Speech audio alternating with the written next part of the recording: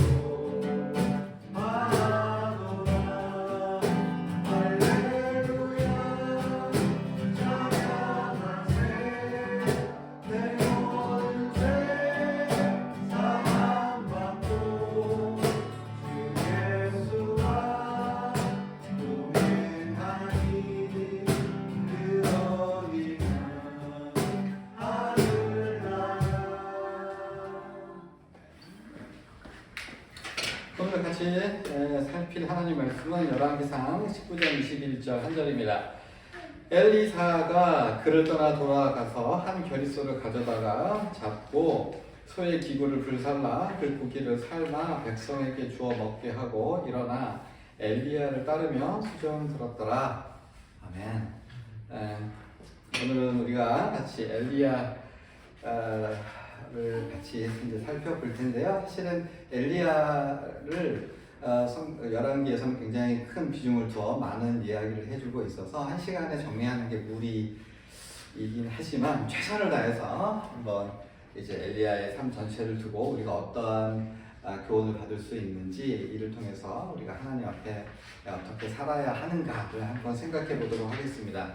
솔로몬이 죽은 후에요, 이스라엘은 둘로 나눠요. 이 남과 이 북으로 나뉘는데, 이 남은 다윗의 이제 혈통이 이렇게 이어져서 비교적 안정된 이 정치 체제를 유지하는데요. 반면에 이제 이스라엘의 북쪽, 이 북은 여로보암부터 이제 여러 왕들이 들어서게 되는데 계속 쿠데타도 일어나고 내전도 일어나고 굉장히 혼란이 오랫동안 지속이 됩니다.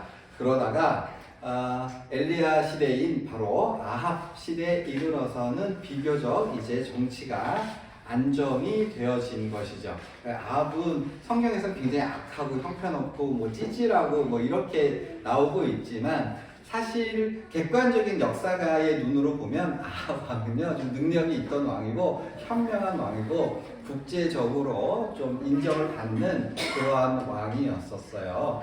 그런데 이 열왕기상 16장에서는요 이 아합 시대에 일어난 두 가지 일을 우리에게 알려주고 있어요. 첫 번째는 아합 왕이 장가를 갔는데, 누구한테 장가를 갔다? 요 위쪽에 보면 갈멜산 위, 저 사렙다 위쪽에 시돈 왕 엣바알의 땅 저 이세벨이라는 여자와, 그러니까 공주와 결혼을 했다, 혼인을 했다라고 하는 사실을 알려주고, 또 하나는 그 시대에, 어느 시대에? 아합 시대에 베델 사람, 요 아래쪽에 있는 베델 사람 히엘이 여리고 하면 바로 여기 이제 이 사해 바로 위쪽, 그러니까 이제 요단강에서 멀지 않은 곳 여리고라고 하는 성을 세웠고, 그래서 이 여리고를 세울 때 터를 닦을 때에 장자를 잃었고, 그리고 성문을 세울 때 막내 아들을 잃었다라고 하는 두 가지 사실을 우리에게 알려주고 있습니다. 이 일은 사실은 좀 의미가 있는데요. 먼저 누구랑 결혼했다고요? 시돈 왕 엣바알의 땅 이세벨이랑 결혼을 했다라고 하는데, 그 시돈이 요 위쪽이고 그 근처가 두로예요. 두로와 시돈, 그러니까 그 두로와 시돈을 중심으로 한 이스라엘 북서쪽 지역을 우리는 성경은 베니게라고 번역을 하는데 일반적으로는 뭐라고? 페니키아라고 하는 이름으로 부릅니다. 페니키아, 좀 들어보신 것 같죠? 페니키아는요 당시에 아주 고도의 문명을 가진 선진국이라고 할 수 있는 나라입니다.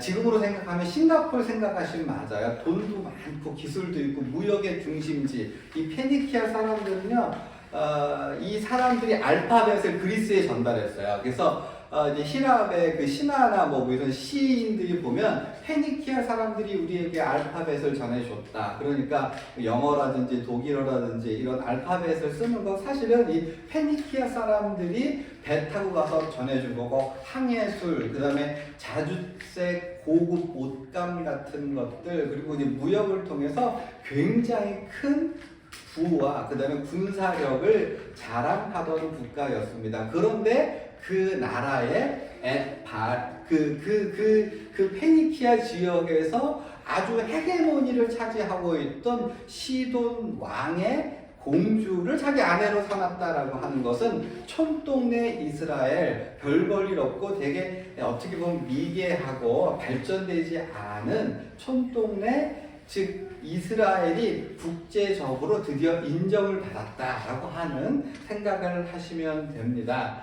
그런데 말이에요, 여기에 좀 문제가 있었어요. 뭐냐 하면 이전에 북이스라엘은 굉장히 소박하게 살았어요. 농사 짓고 잘 사는 사람도 콩나물국에 뭐 콩자반, 뭐 이런 두부찌개, 뭐 이런 거 다 잘 사는 사람도 된장찌개, 못 사는 사람도 된장찌개 이렇게 살았는데 지금 이세벨이 이게 이제 시집을 온 거 아닙니까? 혼자 온 게 아니죠. 듣도 보도 못한 얼굴 색조 화장을 하고 듣도 보도 못한 세련된 옷을 입고 듣도 보도 못한 아주 기가 막힌 물건들, 사치품들을 같이 가지고 오면서 이 북쪽에 있는 시돈이랑 뭐를 하게 됐어요? 무역을 하게 된 거예요. 이전에 농사가 잘 돼서 풍년이 나면 대표적인 이스라엘 생산물이 뭐냐? 포도주, 올리브, 그 다음에 곡식 같은 것들이거든요. 이거 가지고 뭐 했어요?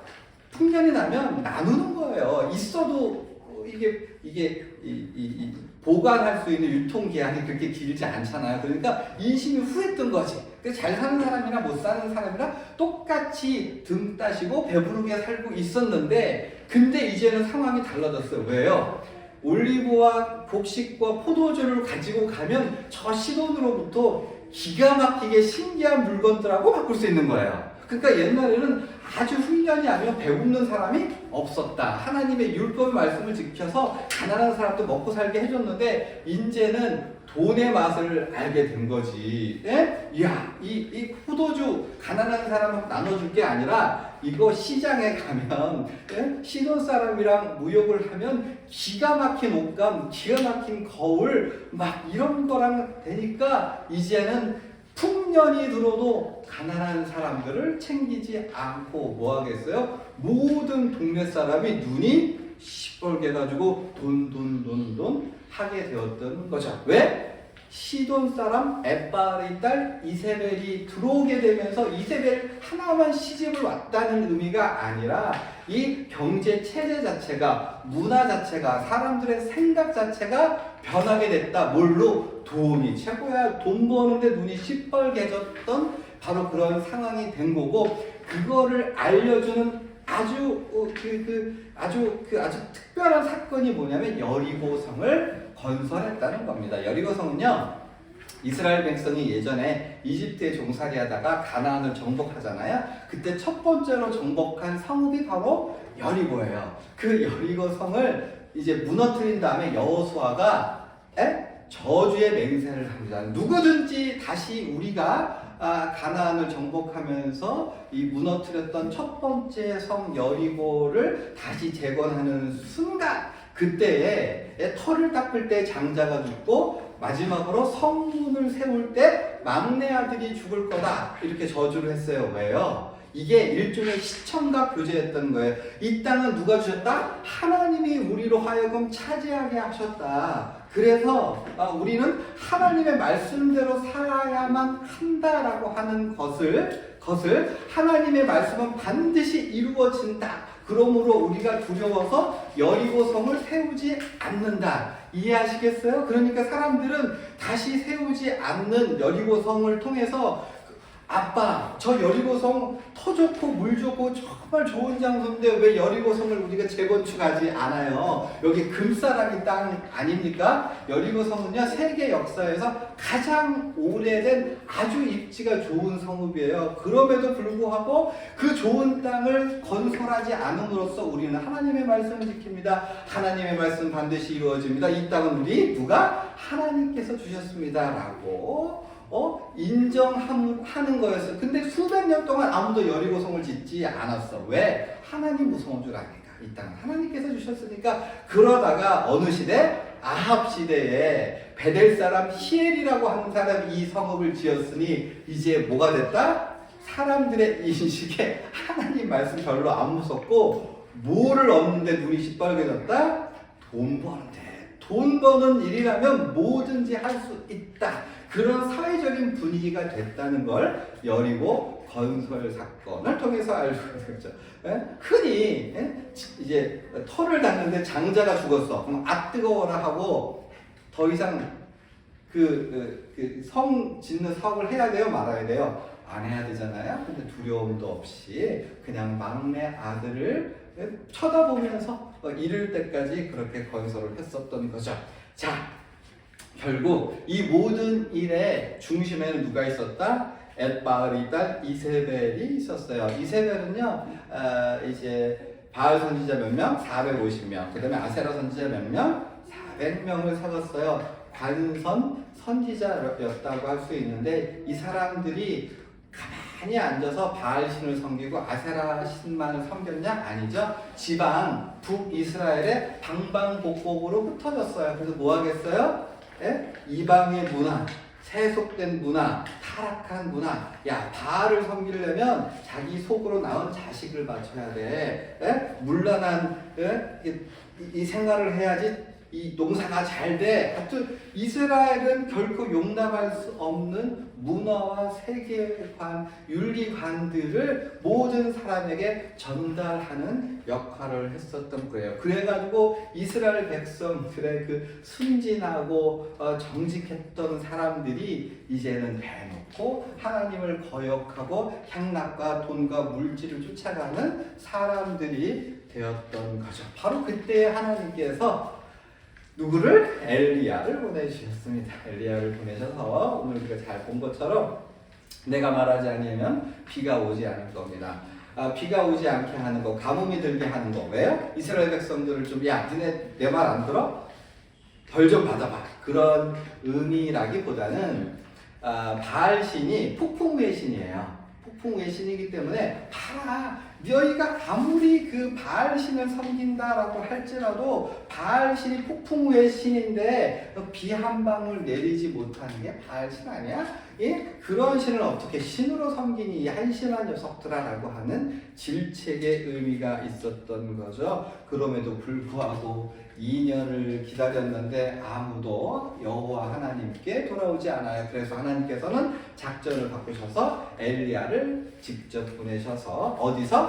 갈멜산에서 능력 대결을 합니다. 갈멜산을 하면요, 이제 서쪽에 임해 있는, 즉 두로와 시돈, 페니키아 쪽에 있는 산이라고 할 수 있는데 굳이 갈멜산을 선택한 이유 있지요. 바알 신이 홈그라운드가 어디다? 바알 신이 제일 능력을 발휘하는 신. 그 바알 신이 어디 산다고 생각했어요? 갈멜산이라고 하는 곳에 산다고 생각을 했어요. 거기서 제단 2개를 쌓고 그래서 기도해서 응답하는 신이 진짜 살아계신 하나님이다. 그래가지고 능력 대결을 하고, 그래서 어느 쪽에 불이 내렸죠? 우리 여호와 하나님을 섬기는 그 제단에 하늘에서 불이 내렸고, 그것을 본 백성들은 그는 여호와, 그는 하나님이시다. 여호와, 그는 하나님이시다. 그래가지고 백성들이 막 흥분했고, 엘리야도 백성들과 함께 이제 바알 선지자 몇 명? 450명을 기손강에 가서 죽여요. 엘리야의 마음이 어떻겠어요? 마음이 시원하고 드디어 이제 이스라엘 백성들이, 그리고 아합 왕이 여호와 하나님만을 제대로 섬기겠구나라고 하는 생각을 하게 되고, 그리고 그 자리에서 기도를 하기 시작한 하나님. 이제 이스라엘 백성들이 하나님 앞에 바로 서겠습니다. 이제 비를 내려주시려. 그래가지고 무릎을 꿇을 때 두 무릎 사이에 자기의 머리가 들어갈도록 열심히 기도를 해가지고 하늘에서 비가 팍 내려온 거예요. 그래가지고 너무 기뻐가지고 아합 왕한테 보소서, 비가 오지 않습니까? 제가 당신을 안전하게 가도록 인도하겠습니다. 그래서 허리를 묶고 이 아합 왕 앞에서 엘리야가 달리기를 하는데 몇 킬로? 50km를, 그래서 마라톤보다 긴 그거를 성령의 능력으로 막 달려갔어요. 왜 그랬어요? 너무 좋아서. 야, 이제는 나라다운 나라, 하나님 말씀 지키는 나라, 이제 제대로 하나님 여호와 앞에 충성을 다하는 그러한 나라가 되겠구나 라고 생각해서 그 앞에 달려가는 거예요. 그런데 아합이 기껏 달려가서 어디로? 사마리아로 갔어요. 수도 사마리아로 가서 집에 가면 누가 있어요? 왕궁에 가면 와이프 이세벨이 있죠. 어떻게 했어요? 여보, 나왔어. 그런데 오늘 갈멜산에서 엘리야가 바알 선지자를 죽이고 응답을 받고 막 이런 걸 그치마포게 해가지고 미치고주할 얘기했던 거예요. 물론 이세벨을 폐위시키지 않고 그냥 공초가처럼 애처가처럼 그렇게 이세벨에게 미주알 여보 뭐 이렇게 얘기했었던 이유 있습니다. 뭐예요? 이세벨이 누구예요? 강력한 아주 기술과 돈과 능력을 가지고 있었던 엣바알의 딸 공주니까 뒷배가 있는 거 아니에요. 내가 이 여자를 딱 치면 이 페니키아의 중심 도시 시돈과 관계가 완전히 끊어지잖아요. 우리가 몽고 딸 이 왕이 고려 시대 때 데려왔는데 여기 이 공주를 이렇게 하면 큰 곤란한 일이 생길 거 아니에요. 물론 이해는 되지만 어쨌든 엘리야의 생각과는 정반대로 여전히 아합은 이세벨을 아이고 우리 와이프님하고 떠받들고 있고 이세벨은 조금도 기가 죽지 않고 기세가 등등하고 살기가 등등해서 엘리야에게 편지 한 장을 보내는데 야 내일 이 시간까지 네 목숨을 내가 죽이지 아니하면 신들이 나에게 벌들의 벌을 내릴 거야. 내가 단언컨대 너 죽인다 라고 했었던 건데 이때의 상황을 성경을 이렇게 말씀하죠. 엘리야가요 이 형편을 보고 일어나 자기의 생명을 위하여 도망하여 라고 되어 있어요. 뭐라고요? 이 형편을 보고 일어나 도망갔대요. 이 형편이 뭐예요? 형편. 아직 이세벨은 강력한 능력을 가지고 있고 모든 국정을 자기 마음대로 할 수 있었고 자기 곁에는 자기를 지켜줄 백성이 누가? 백성이 신하. 누가? 신하나 백성나 그 누구도 군대장 아무도 남아있지 않았었어요. 여러분 생각해 보세요. 지금 수백 명, 수천 명, 수만 명의 사람들이 뭐 했어요? 엘리야 만세! 하나님 우리 하나님 말씀 잘 들을게요. 그리고 비가 팍 내렸어요. 근데 엘리야를 지켜줄 사람은 단 한 사람도 거기에 남겨있지 않아요. 이 백성들 어디 갔을까요? 이 장면도 저는 재밌었는데 원하는 걸 얻었죠. 뭐예요? 비가 오는 거예요. 비가 오니까 집에 가서 씨 뿌려야죠. 물길 터야죠. 김 매야죠. 소 꼴 먹여야죠. 내가 원하는 건 하나님이 아니라 뭐예요? 하나님이 주시는 물질적인 거, 배부른 거, 나에게 안락한 거, 난 집에 가서 자식 키울 거고 농사 지을 거고 돈 벌 거야. 그래서 또 무역해주고 편안하고 안락하고 좋은 거, 칼라 텔레비전 사야지 뭐 이런 식으로 갔었던 거죠. 여기도 하나의 중요한 포인트가 있는데 엘리야는 바로 맥이 풀렸어요. 그렇게 환호했던 사람들이 보호해주지도 감사하지도 챙겨주지도 뭐 말 한마디 위로도 함께 동행하여 주지도 않았고 꼴랑 나 혼자 남았었던 거죠. 한편으로 하나님께 너무 섭섭하고 한편으로 인간적인 배신감이 들어. 그래서 이 북쪽에 있었던 에서 활동했었던 선지자 엘리야는 남쪽으로 도망갑니다. DMZ를 넘어요. 군사국계선을 넘어가지고 남쪽 내려가는데 남쪽으로 갔는데 그런데도 마음이 아직 불안해. 그래서 더 남쪽으로 가서 남쪽 나라의 맨 끝에 어디 부엘세바라고 하는 이스라엘을 우리가 일컬을 때 단에서 부엘세바까지 우리나라 말로 하면 백두에서 한라까지라는 말 아시죠? 그러니까 한라에 해당하는 가장 남쪽 부엘세바를 갔는데 그래서 마음이 불안하고 안 풀렸어. 그래서 하룻길을 더 가. 어디까지? 그 유명한 로뎀나무 아래까지. 근데 여러분 흔히 그냥 로뎀나무 하면 따뜻하고 훈훈하고 뭐가 좀 편히 쉴 수도 있고 뭐 그런 느낌이죠. 근데 로뎀나무요 키가 1m 50이 안 넘어요. 그리고 잎이 뭐냐면 쌀이나무예요. 근데 그 그늘에 숨었대. 그 그늘이 편안하고 안락할까요? 아니요. 되게 궁색하고 편안하지 않은 상황인 거예요. 로뎀나무 아래는 별 볼 일 없는 나무예요. 이렇게 보면 좀 초라한 나무인데 하여튼 그 로뎀나무에서 엘리야가 뭐예요? 하나님께 기도하죠. 뭐라고? 죽여주세요. 하나님, 내가 내 인생을 돌아봤더니 내 인생이 조상보다 나은 게 없네. 내 열조보다 나은 게 없네. 이만하면 됐어요. 저 죽여주세요. 두 가지 하고 있는 거죠.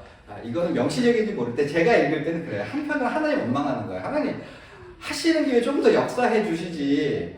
한편으로는 나 이 사람들, 우리 이스라엘 백성들, 얘네들 이 형편없는 것들 나 얘네들과 뭐 못해 먹겠네요. 하나님 나 이제 나는 할 만큼 했고 최선을 다했고 하나님도 솔직히 좀 섭섭해요. 이제 저 그냥 죽여주세요. 저 죽고 그냥 끝낼게요. 라고 기도를 하고 배째라 그러고 들어놓는. 그때 하나님께서 요 싸가지 없는 것하고 때리는 것이 아니라 천사를 보내주셔서 어루만지셨대요.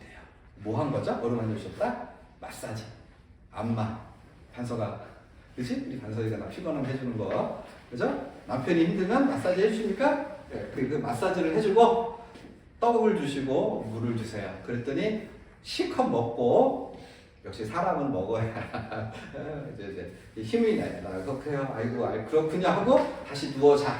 다시 일어났을 때 다시 한번 마사지 들어가고 먹을 거 주고 물 마시고, 그리고 이 두 번에 걸친 하나님의 천사가 마사지 해준 것과 떡과 물을 마신 힘으로 40주야를 아래로 가서 어디까지? 하나님의 산 호렙에 이르게 됩니다. 이게 중요한 건 아닌데 여기서 좀 재미있는 건 이 부엘세바에서요 하나님의 산 호렙까지 400km밖에 안 돼요. 400km. 근데 40주야를 갔대요. 이게 좀 이상하지 않아요? 40주야?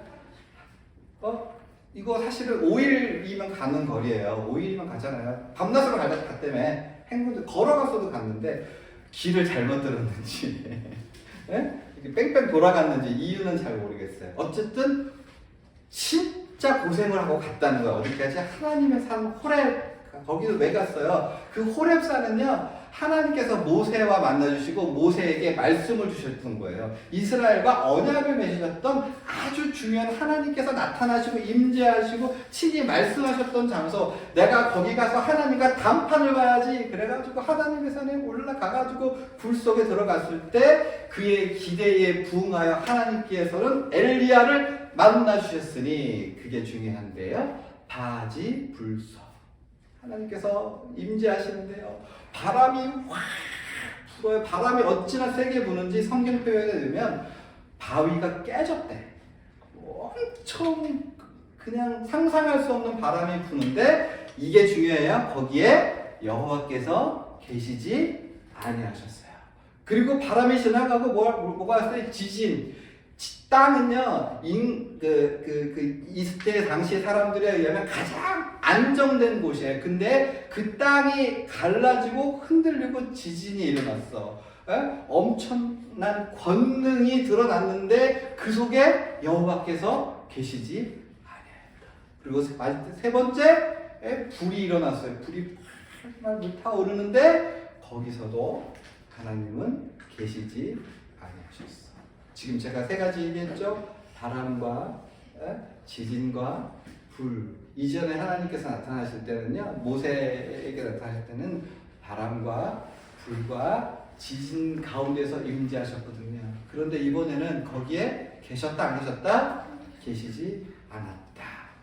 마지막 네 번째, 우리 개역개정 성경의 표현으로는 세미한 소리. 다르게 표현하면 A sound of silence. 다른 말로는요, 침묵이 있었어요.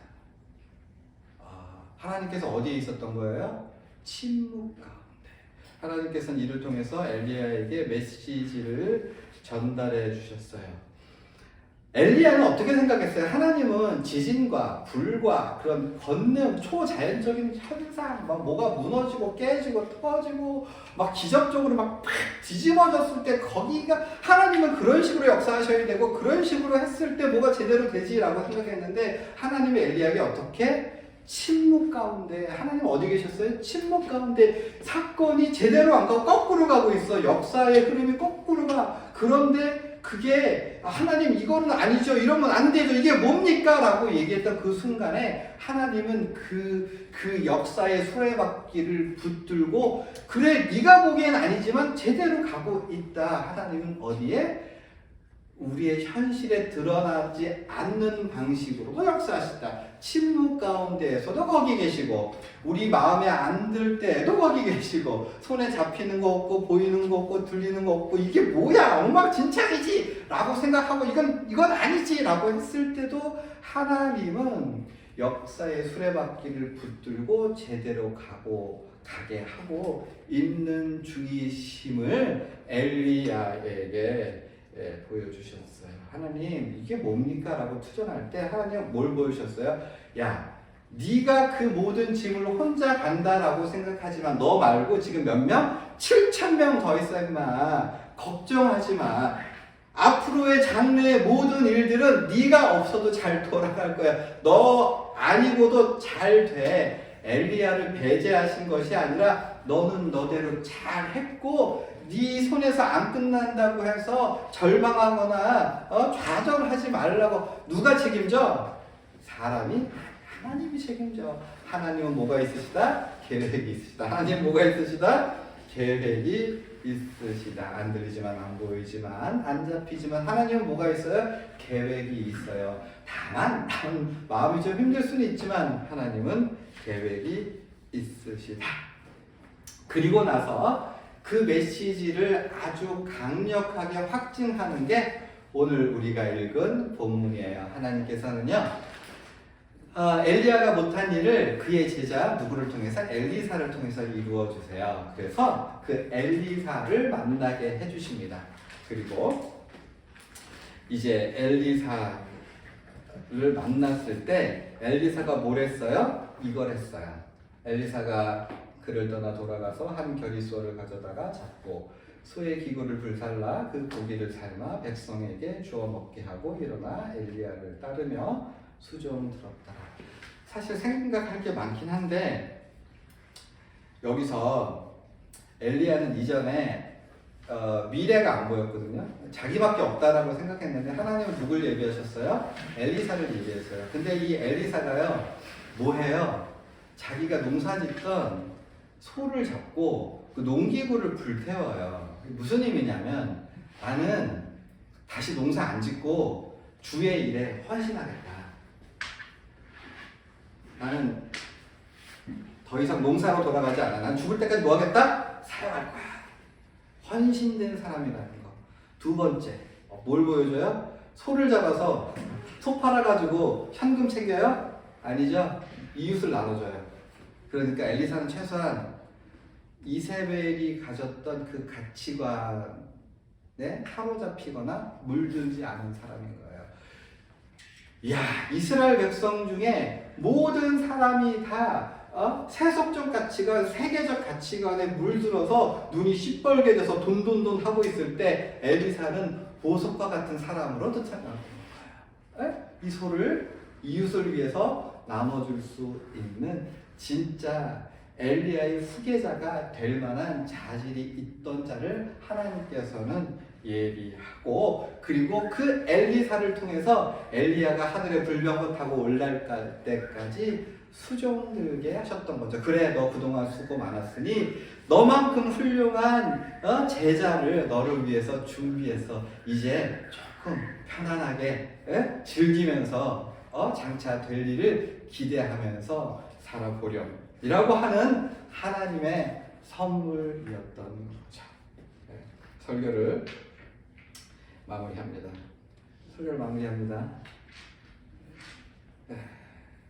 그렇죠. 이렇게 이제 우리는 가끔 엘리사의 마음이 너무 동감이 되지 않습니까? 혼자 로뎀나무에 있는 것 같고. 공부 누가 해요? 혼자 공부하죠? 누가 못 도와주죠? 공부. 점수가 이렇게 안 나와. 그래서 우리 고독할 때가 있어요. 혼자 낭떠러지 위에 서 있어서 떨어지면 이제 막 끝이야 라고 하는 위기감을 느낄 때, 고독함을 느낄 때, 외로움을 느낄 때, 정박할 때, 막막할 때가 있을 거예요. 그죠? 저도 느끼고 여러분도 느끼고 누구나 살다 보면. 그러나 그때 하나님은 계시고 역사하시고 인도하시고 책임져 주신 그 모든 것들은 다 하나님의 손길 아래, 하나님의 계획 아래 있다. 하나님의 백성은 그거를 자기의 에너지로 삼는 사람입니다. 뭐를요? 여전히 하나님은 침묵 가운데에서 나를 지탱해 주시고 어루만져 주시고 먹여 주시고 40주야를 걸어가게 하실 분이고 결국은 엘리사를 만나게 해 주실 것이고 내가 못한 거를 내 다음에 결국은 필연코 결단코 이루어지도록 책임져 주신 분이다 라고 하는 확신을 자기의 뭘로? 에너지로 삼는 사람이라고 하는 사람. 하나님의 침묵을 우리의 에너지로 삼을 수 있는 믿음 가지고 살 수 있는 저와 여러분 되었으면 좋겠습니다. 자, 우리 기도하시죠.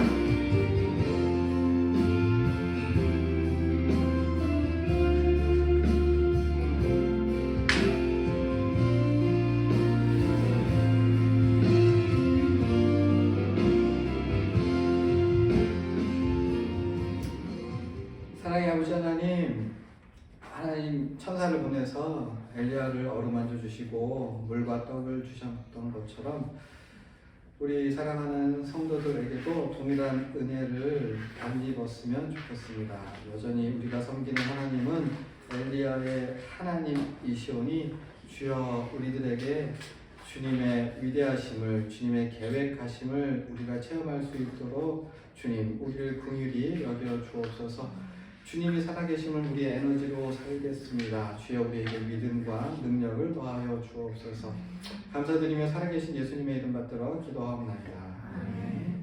하늘에 계신 우리 아버지여 이름이 거룩히 여김을 받으시오며 나라가 임하시오며 뜻이 하늘에서 이루어진 것 같이 땅에서도 이루어지리라. 오늘 우리에게 평안할 양식을 주시옵고 우리가 우리에게 죄 지은 자를 사하여 준 것 같이 우리의 죄를 사하여 주시옵고 우리를 시험에 들게 하지 마시옵고 다만 날에서 구하시옵소서. 나라와 권세와 영광이 아버지께 영원히 있사옵나이다. 아멘.